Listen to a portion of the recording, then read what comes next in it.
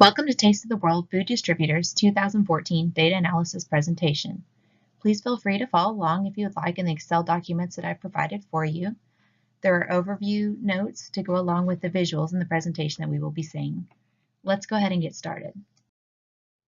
This report offers an analysis of the current and potential forecast for sales figures, as well as the possibility of expansion in countries and regions that we are presently doing business with.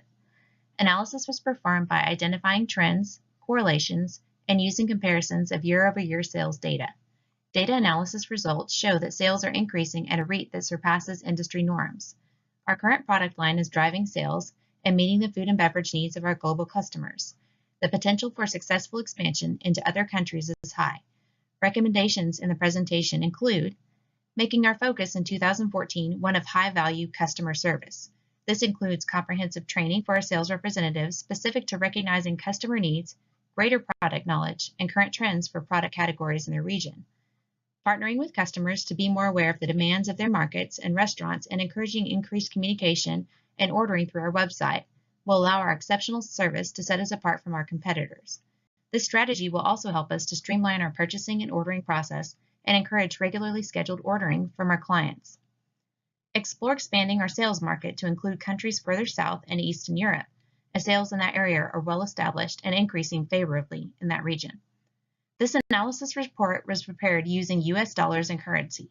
Limitations may include conversion rates that vary from country to country and missing data from December of 2007 to January of 2012. Data during that time may not be available due to a possible default in the loan or other financial backing that had fallen through during the first 2 months of operations. When finances were realigned, the company was able to reopen. Sales have developed quite favorably in 2013 compared to 2012. The exception was an 18% drop in the month of March, which I will address in upcoming slides. With only 2 months of data available from the year 2007, I went ahead and made the decision to leave that out, as it does not contribute to our analysis of year-over-year sales and the annual sales overview with a large 4-year gap. So we will utilize that data from the 2 months of November and December 2007 in upcoming slides. We can attribute our sales growth thus far to great business practices, as well as the favorable demand for international foods and beverages closer to home. In our industry, the saying goes, local is the new global. Consumers want to be able to experience the taste of the globe and have options readily available at their favorite market. The diversity of our countries and organizations is a key driver in our success. Our clients are capitalizing on offering their customers not only local fare at the best prices, but also the option of experiencing international tastes within the same shopping trip. The sharp decline in sales that we see from September of 2012 to September 2013 can be attributed to some delays in ordering from some of our larger accounts. So in 2012, they went ahead and placed their orders earlier in the month, prior to the 10th, which is when our data stops for 2013. This year, we have several different companies that went ahead and placed orders earlier in the month than usual, but not quite enough to offset the sharp sales drop. As sales come in for the remainder of the month, we expect the spike to stabilize and then to see positive sales year over year as the month closes. As shown in the previous slide, our sales trend has been for monthly sales to continue to increase each year. Sales forecasts predict a notable increase from the previous year using data from 2012 and what we have all the way up through September 10th of this year, 2013. Next up, let me go ahead and address the sharp decline in sales that we see in September of this year. Based on data, September sales will recover moving forward from September 10th, as many customers have already placed their orders early in the month than they had last year. Many of these orders have already yielded higher sales than the previous year as well. So let's take a closer look, for example, at Rattlesnake Canyon Grocery. The data shows that their end-of-year trend is to place a very large order and then round out their ordering for the year with a couple of smaller orders. They did not place a September order last year, but have already placed a good size order in that month for this year. Our even higher sales volume accounts, for example, I chose Quick Stop, will place orders later in the month. So last year, they placed 2 orders in September. The first one was on the 9th, and it was for $3,300, which is a good size order. But the second one that came in later in the month on the 23rd was for close to $40,000. So based on the data, we can anticipate a similar ordering pattern this year for the month, as well as orders to be placed from Quick Stop in at least 2 of the 3 last months of the quarter. As noted in the upcoming analysis of our monthly sales overview, August is a significantly higher sales month. The delay in our customers' orders until later in the month of September can be explained by them depleting any leftover supply and simply making sure that their inventory is the freshest possible for their customers. Many of our clients are ordering on an as-needed basis. They're still trying to work and learn and identify their own product demands to adjust ordering from our company. So when we end the year 2013, the month of September, as well as the remainder of months for the last quarter, will see sales increased. Monthly sales volume per year gives us a quick look at how each month's sales compares for the years of data that we have available. Our peak sales, if you'll notice, tend to be at the highest mid-year, as well as in the month of December. So if we compare and look at numbers for both years, we can see that our sales tend to peak in a cluster right during the middle of the year. 2013 saw excellent increases in sales during the months of May through August.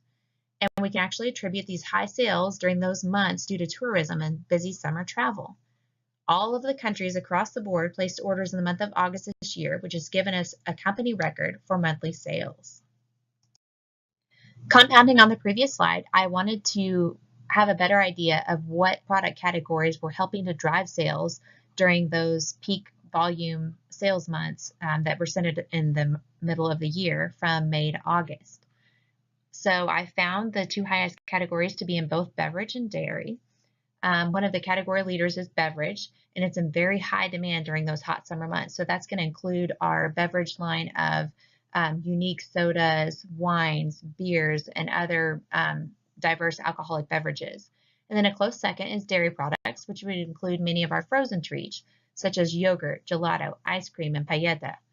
So we need to have our field reps really working to drive sales for those two product categories during the months and ensure that we're staying on top of assessments in our facilities so that the highest and freshest quality products are being distributed to our customers. Filtering out the top 3 months for sales per year gives us a clear picture of when we've experienced our busiest sales volume. So since we have not yet closed out this year, we only have data up through September 10th of 2013. In evaluating the top 3 sales months per year, I again chose to leave out sales data from the year 2007, as we were only doing business that year for the months of November and December. They would automatically populate as top-selling months, which may be a bit misleading as far as our data analysis is concerned. So if you'll look, you will notice that we see those key summer and high tourism travel months that are monthly leaders as noted in the previous couple of slides. I would anticipate, based on data from 2012, that our sales in December of 2013 are going to actually end up as one of the top 3 months, and we'll likely go ahead and bump June of 2013 to top selling month number 4. We will explore our year-end sales trends next in the presentation. Let's take a look at sales for the months of November and December from the years 2007 and 2012. We can note a very sizable increase in sales for those 2 months in a 5-year time span. For end of year 2013, I would anticipate comparable results. Dairy beverages and confections lead category sales for these months, followed closely by seafood. These months actually include many global holidays with celebrations that often involve appetizers or finger foods, drinks, and sweets. We can encourage our field reps to increase beverage, confection, and dairy sales with current customers for these 2 months. In evaluating sales data for the months of November and December, I took a closer look at some of our product categories and the correlations between what may or may not be driving those categories, and found that if I isolated produce only for the months of November and December, here we're looking at 2012, we could see a 50% jump in sales from November to December. That may initially seem a bit odd for produce to spike in a winter month. Typically produce is off-season, but this can actually be attributed to the growing popularity of giving fruit baskets or chocolate-covered fruit packages for December gifts and gatherings. Instead of expanding our produce line, it may be beneficial to conduct a profit analysis in evaluating using our existing produce to be packaged into a fruit or gift basket assortment. Packaging is relatively inexpensive, and it's something that we could soft roll for these last 2 months in 2013 to test for its demand and profitability. Our French-based client Folles Gourmandes would be the customer to reach out to. to see if this product would be of any interest to them. They carried about 70% of our produce sales in the year 2012. I took a closer look at the sharp decline in sales in the month of March from 2012 to 2013.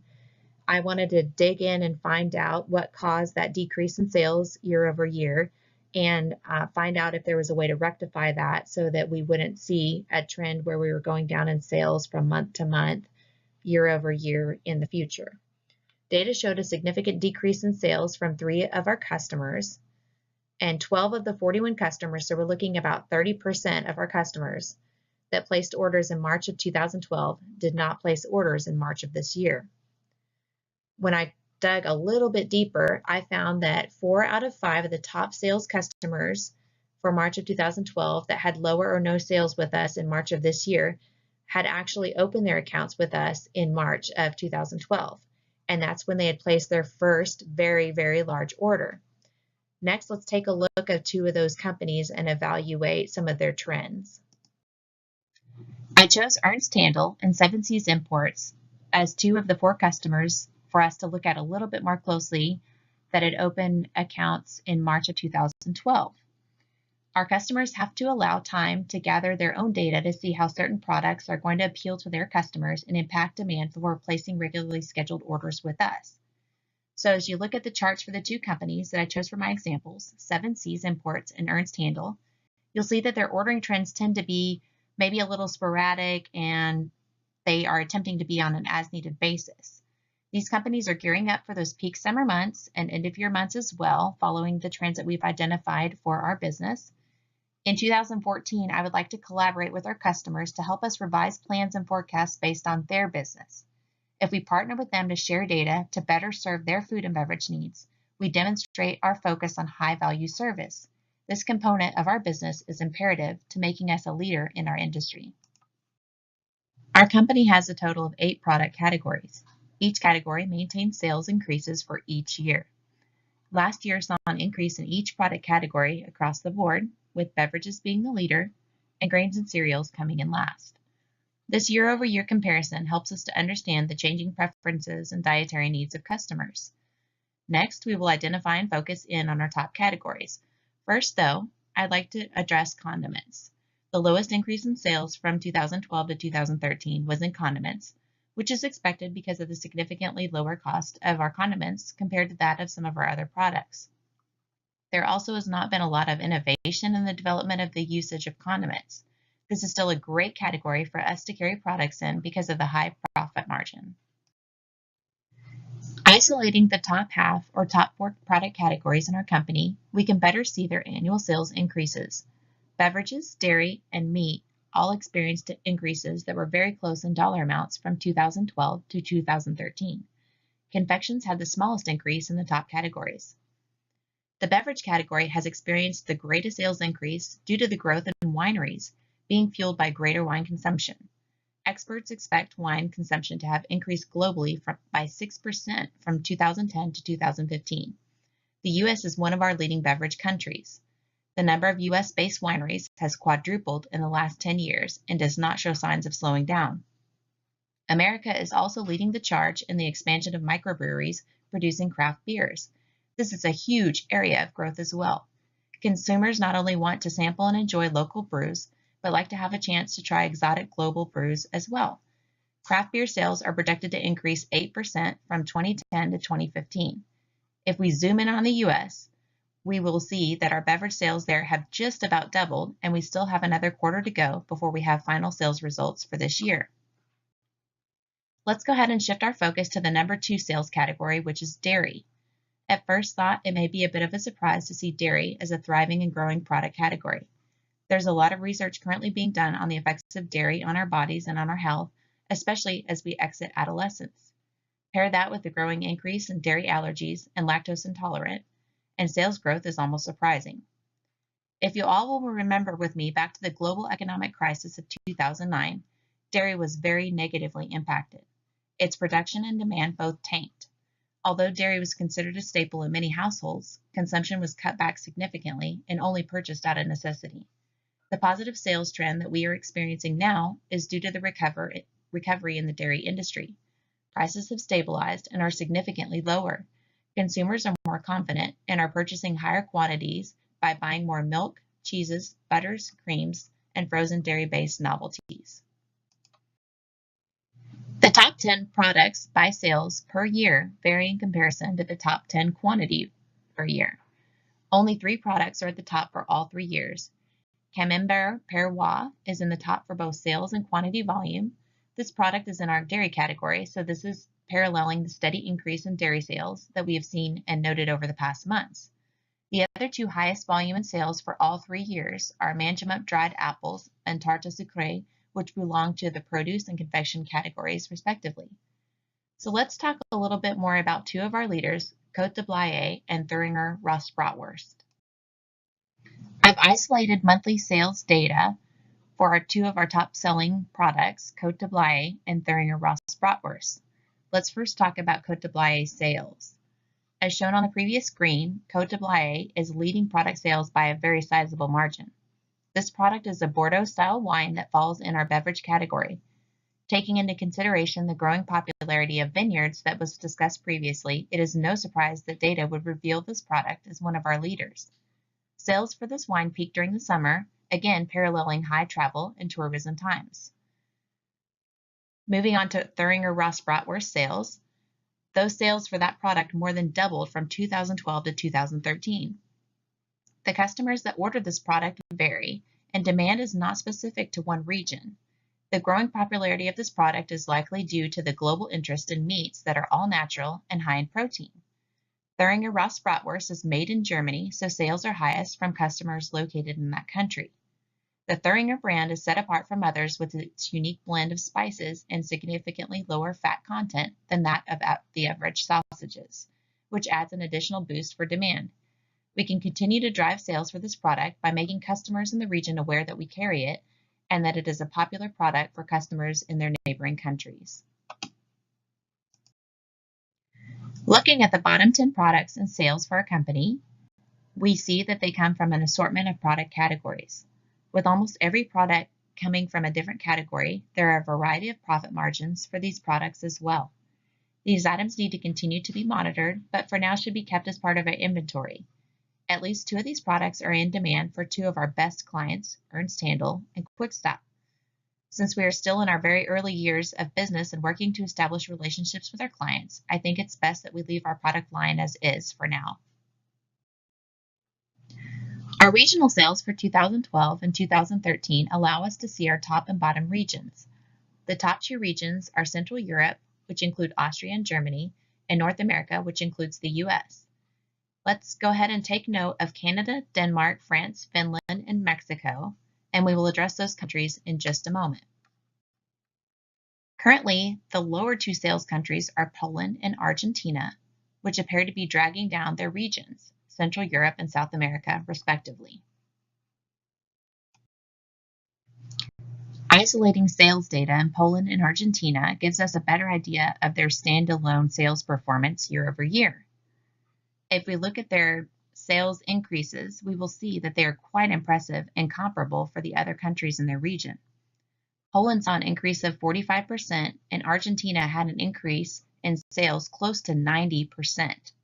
When you compare the populations of these countries to those of the larger countries in their regions, these countries are surpassing their larger countries in the regions in sales percentage increase. I would anticipate sales to continue to increase for these 2 countries well into 2014. Let's take a look at those 5 countries that I had mentioned earlier when we were looking at year-over-year sales data for country and region. So here I chose for our examples France and Mexico just to look at their trends for their monthly sales ordering for the 3 years that we've been in business. As I said, Canada, Denmark, France, Finland, and Mexico all have sales decreases from 2012 to our current 3rd quarter of 2013.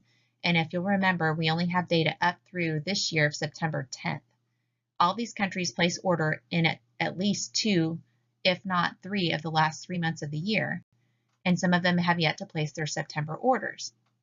When we wrap up 2013 and are able to add that data to what we are currently seeing, I believe that each of those countries will have higher sales than the previous year.